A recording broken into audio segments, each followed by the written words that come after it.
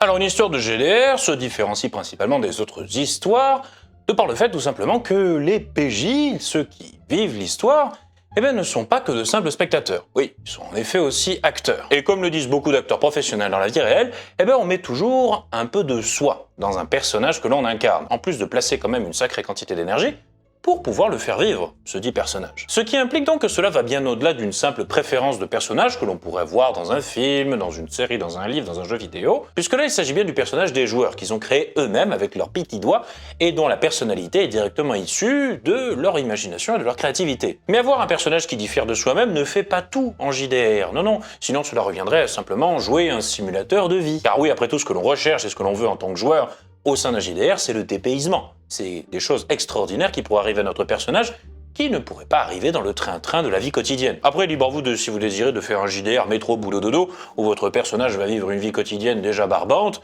Bon, on vous laisse ce fun, on va pas se le cacher. Et c'est là justement où arrive une petite erreur de parcours que font pas mal de MJ, qu'ils soient vétérans ou débutants, celui de répéter et d'appliquer bêtement et simplement l'adage que je viens de citer tantôt. Ainsi donc, ces MJ considèrent qu'il suffit simplement d'amener les joueurs dans des histoires extraordinaires pour que cela fasse tout le sel du spectacle qu'est ce loisir créatif. Seulement voilà, en faisant ça, vous ne faites que traîner les joueurs dans une succession d'événements où ils n'auront que des impacts mineurs, à travers des jets de dés ou des décisions qui n'auront au final pas vraiment d'impact. Et c'est là justement où vous devez donner à vos joueurs l'occasion de briller. Car non seulement cela améliorera grandement le rythme de vos parties, mais en plus de ça, cela va créer une sorte de cercle vertueux où les joueurs vont vouloir tenter des choses cool avec leurs personnages. Vous allez faire que l'histoire et le monde réagissent d'une manière cool aux actions intentées par leurs personnages, et va donc permettre aux joueurs par la suite de célébrer ce petit rush d'endorphine que vous venez de leur procurer, leur donnant ainsi envie de retenter encore une fois et encore et toujours des choses cool, et ainsi de suite. Ainsi, les joueurs vont se retrouver plus engagés dans l'histoire, vont avoir de meilleures idées qui vont venir catalyser votre narration, et l'aventure ne se retrouve encore plus fantastique.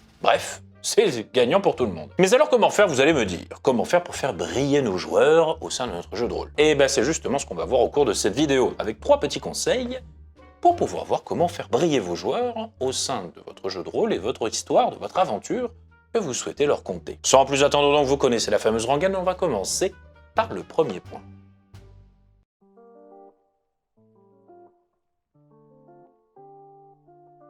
Alors peu importe les systèmes de jeu, mais quoi qu'il en soit en jeu de rôle, la plupart du temps, l'on en revient au jugement des dés, au hasard, pour pouvoir décider si une action encourue réussit ou échoue. Et ce n'est pas parce que le nombre de faces sur ces dés est défini que, il y a un nombre défini aussi de manières de réussir ou d'échouer. C'est là une erreur que je vois chez pas mal de MJ qui raisonnent de manière binaire en se disant, les yeux rivés sur le résultat des dés, que ça passe ou ça casse. Réduisant ainsi toutes les nuances possibles quant à la réussite ou l'échec d'une action à une simple mesure oui-non digne d'un interrupteur. Ce qui est très dommage en fin de compte, car une action peut être réussie de bien des manières. Cela peut être de justesse après le crissement des épées voyant l'arme de l'opposant ployée sous le coup dévastateur du héros, ou bien largement et avec éclat alors que le magicien aura fait un magnifique jet de magie, l'air vrombissant alors que sa boule de feu viendra heurter de plein fouet l'ennemi pris au dépourvu devant tant de puissance. En bref, mettez de l'emphase sur les réussites des PJ, donnez-leur une tournure cinématographique dans le but d'accentuer leur effet afin que cela ne soit pas une simple résultante d'un dé,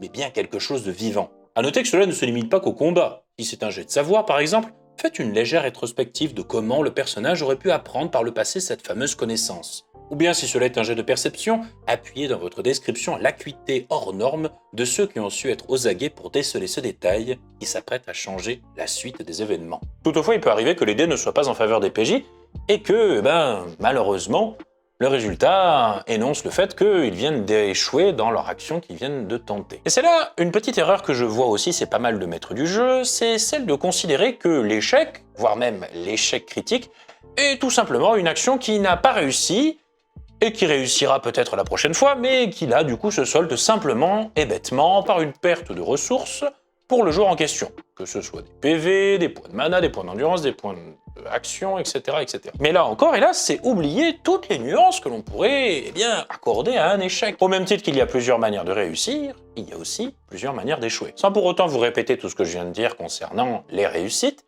vous devez voir que les jets qui amènent à l'échec peuvent apporter plus de dynamique à votre narration, à votre jeu de rôle, que ne peuvent l'apporter les réussites. Car en effet, un échec pourra amener de nouvelles variations au combat en cours et pousser les PJ à revoir leur échelle de priorité. Par exemple, un membre de groupe qui a raté son jet d'esquive et qui s'apprête à se faire broyer par l'attaque dévastatrice d'un ennemi peut vous permettre soudainement de faire passer l'action comme au ralenti, demandant alors aux autres joueurs s'ils souhaitent tenter quelque chose pour renverser la vapeur et éviter ou atténuer à minima ce funeste destin pour leurs camarades. Après tout, au final, en jeu de rôle, vu que l'on est en groupe, en coterie, en communauté, tout est une affaire de coopération. Et ça tombe bien, c'est justement le point suivant.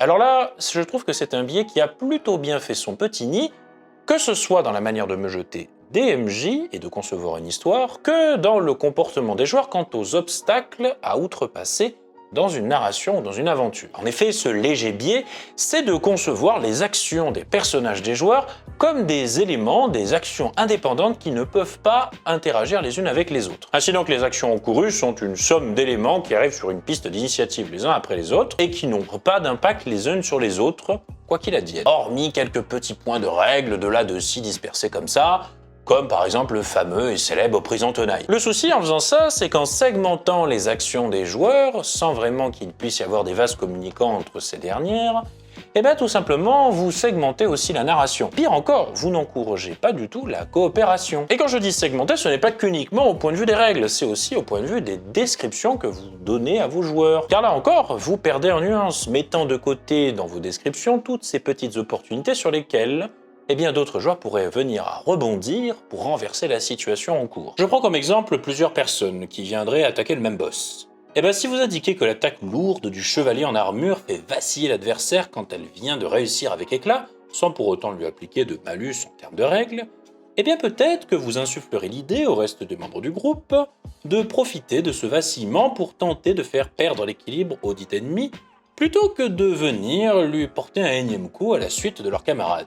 Il faut bien comprendre que faire briller un personnage ne signifie pas pour autant rendre le reste du groupe inutile. Il peut participer par son acte à transformer la situation et élargir ainsi les champs du possible pour ceux qui vont venir après lui dans la piste d'initiative. Dans cette idée, je vais prendre comme exemple une mécanique que j'ai adorée dans un jeu de rôle auquel j'ai joué en qualité de joueur.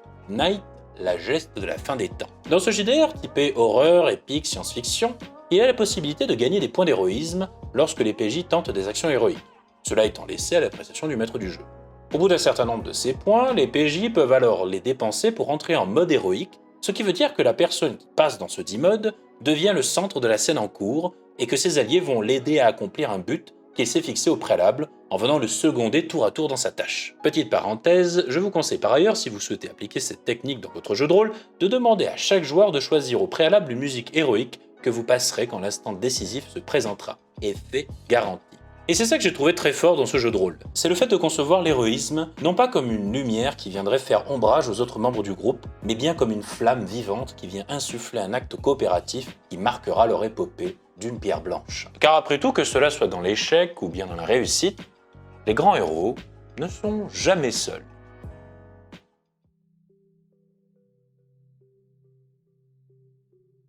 Alors certes, dans tous les exemples que j'ai cités tantôt, vous allez me dire que c'est très centré sur le combat. Tout simplement parce que c'est là où on jette le plus de dés, où l'on est plus sujet au hasard, et aussi c'est au niveau du combat que se regroupent tous les instants décisifs qui peuvent décider du destin de l'aventure que vous êtes en train de compter. Concaténant ainsi beaucoup de temps forts qui peuvent rythmer vos parties de jeux de rôle. Mais il n'y a pas que le combat dans les jeux de rôle, il y a aussi le roleplay, la manière théâtrale d'incarner son personnage et de lui donner corps au travers de sa manière de roleplay. Et une autre erreur que je vois chez pas mal de MJ, c'est considérer que ces deux éléments ne peuvent absolument pas se mixer. Disons ainsi qu'il y a un temps pour le roleplay et un temps pour le combat tabletop, créant ainsi une fracture qui va créer une discontinuité dans la narration et le déroulé dynamique de l'aventure. En réalité, il peut et surtout, il doit y avoir des phases de roleplay au sein de votre phase de jeu tabletop, car cela permet tout simplement de définir les personnages autrement que simplement en des lanceurs de dés et des gros amas de statistiques.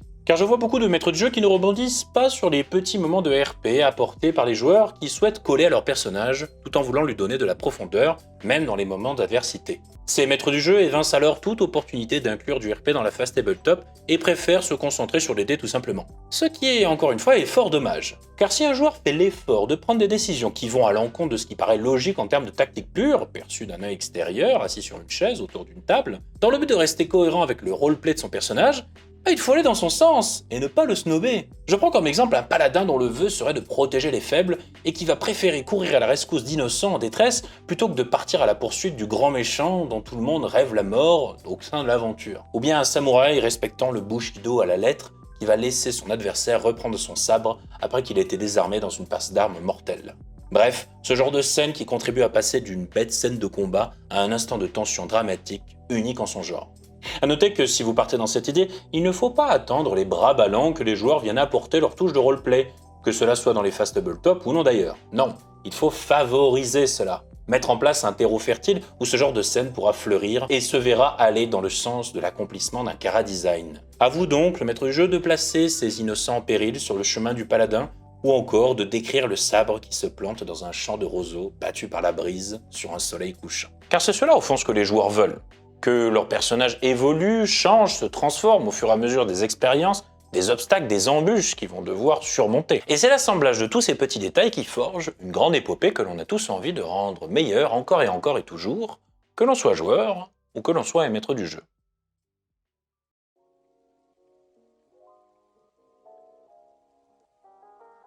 Alors certes, il y a mille et une manières de pouvoir faire briller vos joueurs au sein d'une partie de jeu de rôle. Bon, je n'ai pas le temps dans une vidéo de traiter 1001 points, sinon ce sera un long métrage. Mais n'hésitez pas cependant à donner vos petites manières de faire briller vos personnages, ou les personnages des joueurs, dans les commentaires de cette vidéo. Pour conclure, je dirais que si on veut faire briller ces joueurs, il faut savoir être à leur écoute, tout simplement. Comprendre, connaître, apprendre ce qui les fait kiffer, ce qui leur donne envie de participer et ce qui leur donne envie de continuer. Mais pour cela, je pense qu'il est bien important d'assimiler bien au fond de son crâne ce que c'est d'être un maître du jeu d'une table de jeu de rôle. Un conteur qui sait se mettre au service du plaisir des autres. Car plus les joueurs s'amusent et vibrent au rythme de votre narration, plus ils vont vouloir s'impliquer dans l'histoire, créant ainsi pléthore de moments mémorables dont on parlera encore longtemps autour d'une bonne bière, pour le plus grand plaisir de tous, que l'on soit joueur ou maître du jeu.